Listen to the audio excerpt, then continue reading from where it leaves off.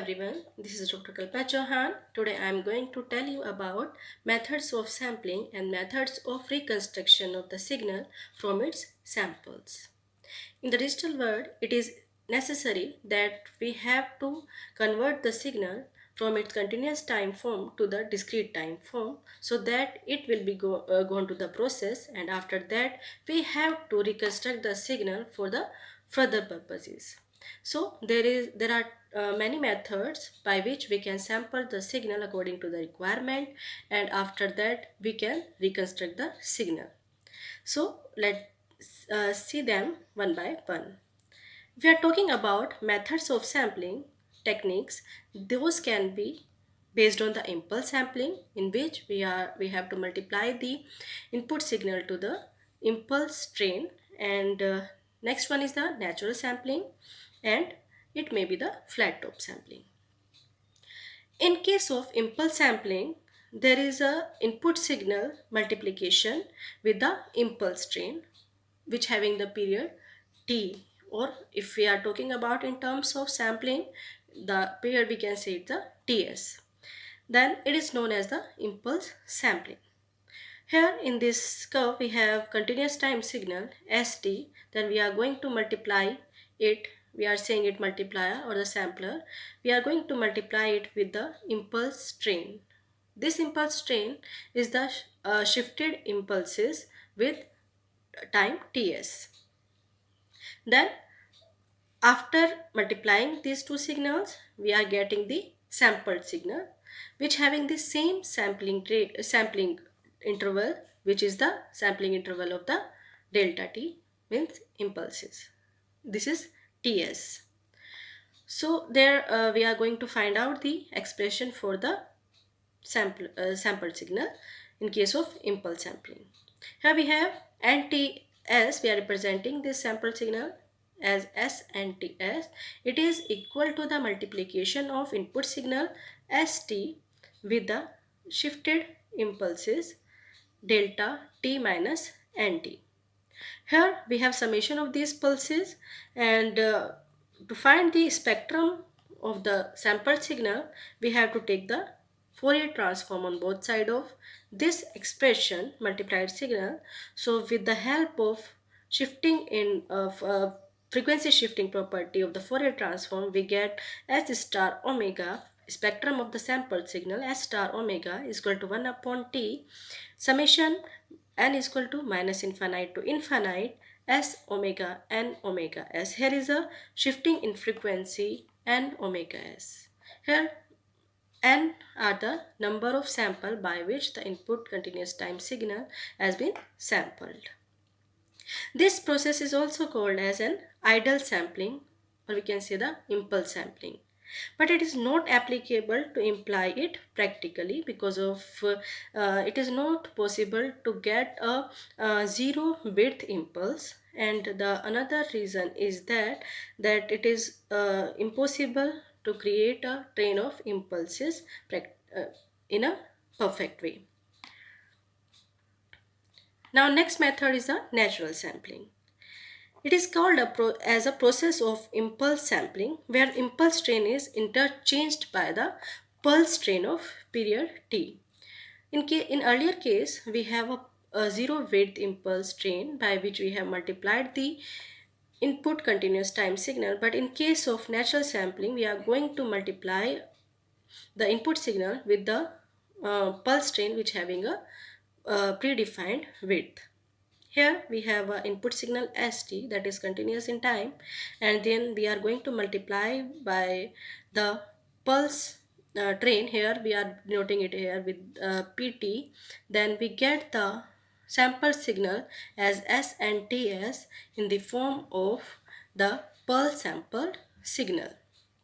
This is the discrete signal. Now natural sampling, in case of natural sampling, we are going to find out the expression for this. We have s and ts is equal to the multiplication of st and the train pulse pt. Then we have st, and we have, because we have the shifted pulses here, so we are going to summate the shifted pulses p t n minus nt from minus infinite to infinite. and the exponential Fourier series representation of this pt is n is equal to minus infinite to infinite fn e to the power j omega s and t. Here Fn is the integration of pt e to the power minus j and omega st dt from minus t by 2 to t by 2, and the division is 1 by t. So we are going to substitute this Fn to equation 2 and we get pt as 1 upon t summation of p and omega s e to the power j and omega st from n is equal to minus infinite to infinite. Then we have to substitute this value of pt in equation 1, means the in the multiplication of input signal and the pulse train, so that we can get the expression 1 upon t the summation of p and omega s st e to the power j and omega st from n is equal to minus infinite to infinite.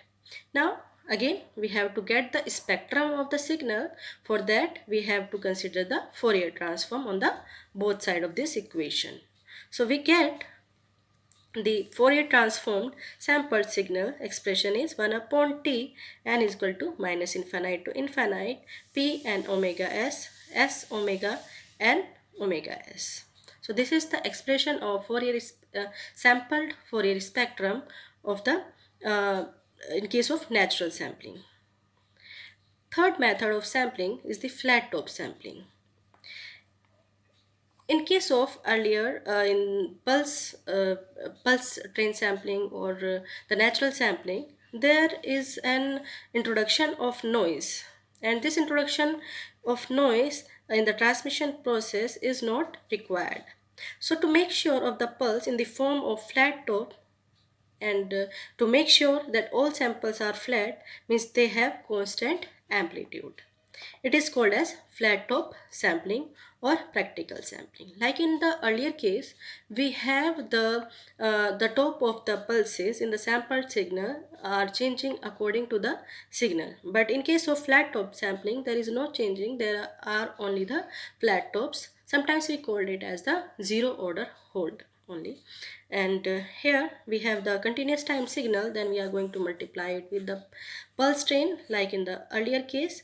Then we got the discrete time signal, here flat top. Here in this case we have the tops or the signal are the flat. But what we have done in between that we got the flat tops, we have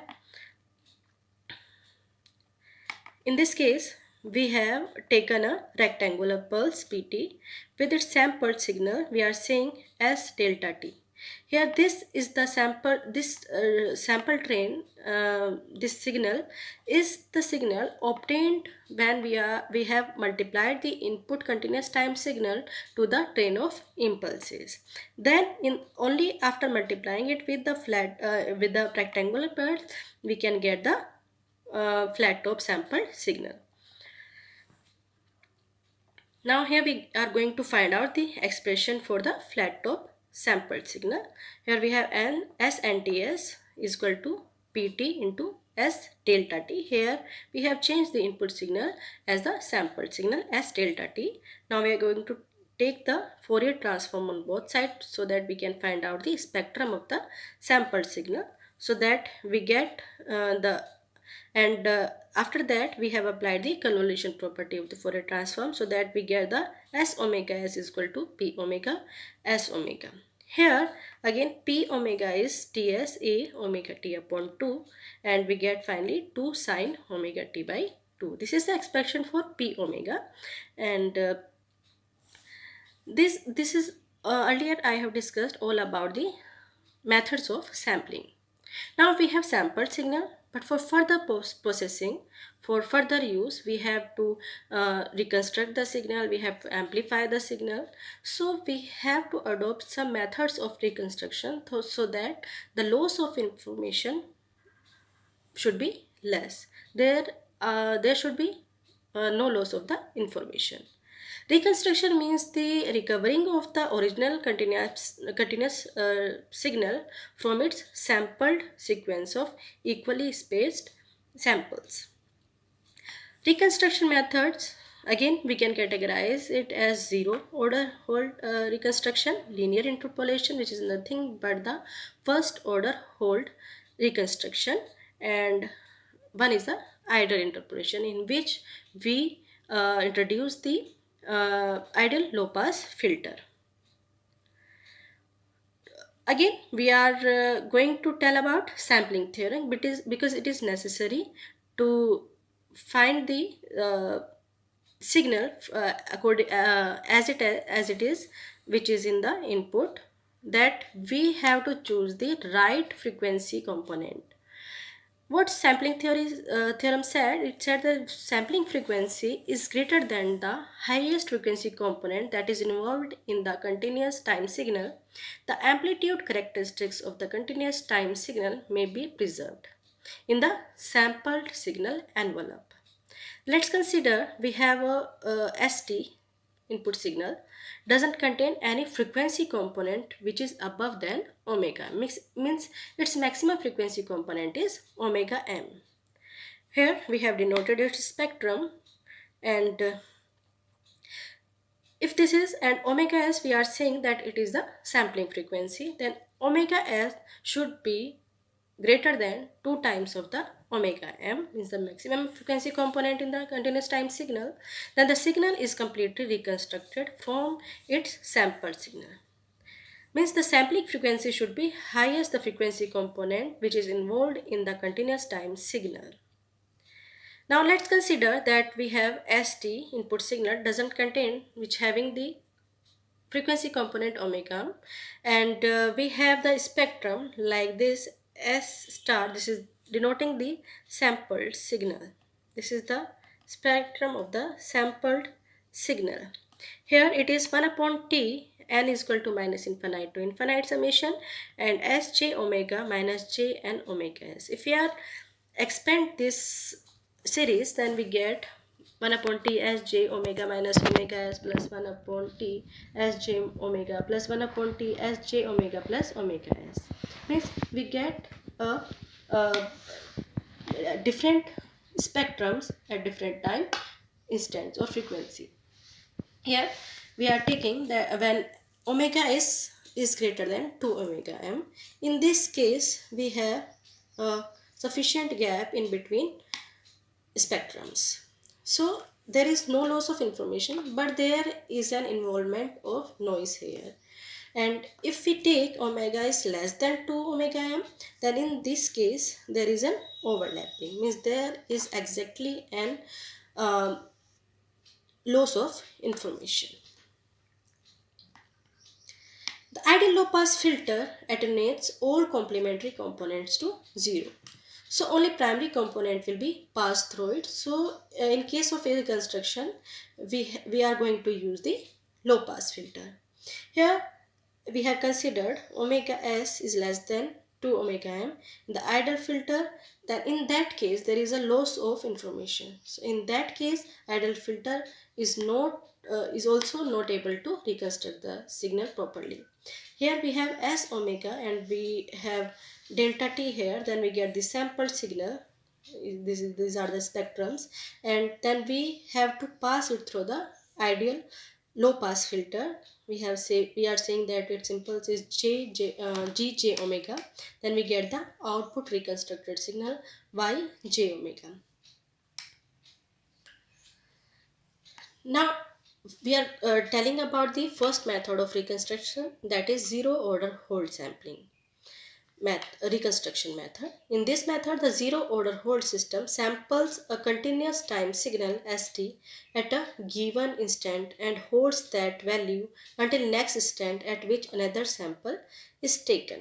Then recovery or reconstruction of the continuous time signal st from the output of a zero order Holt can again be carried out when we pass through the signal with the low pass filter.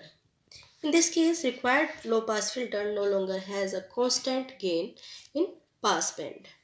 Here we have for developing required filter characteristics output S naught T. Here we are saying S naught T is the output from the zero order Holt circuit, and we have here we have this SP impulse sample uh, signal, and after passing through the zero order hold, here we have S naught T. For holding the signal for a time being, we can use the capacitor because it can store the signal or signal energy for a particular time. After that, it can be released uh, with a particular time instant, and like this we can find the output from the zero order hold circuit. Here we have the S naught T, which is the output of zero order hold. Now for a construction of a continuous time signal ST from output of the zero order hold S naught T, the continuous time linear time invariant system with impulse response HRT, its frequency response, we can say it is denoted by capital H R J omega. The cascade of zero order hold system with reconstruction low pass filter should be equal to the original time signal, or SRT should be equal to the original signal, that is ST. It is possible only when the cascade combination of H naught T and HRT are giving the ideal low pass filter output. Now, zero order hold reconstruction, we are saying that the impulse response of H naught T is 1 for T ranging from 0 to Ts, or it is 0 otherwise.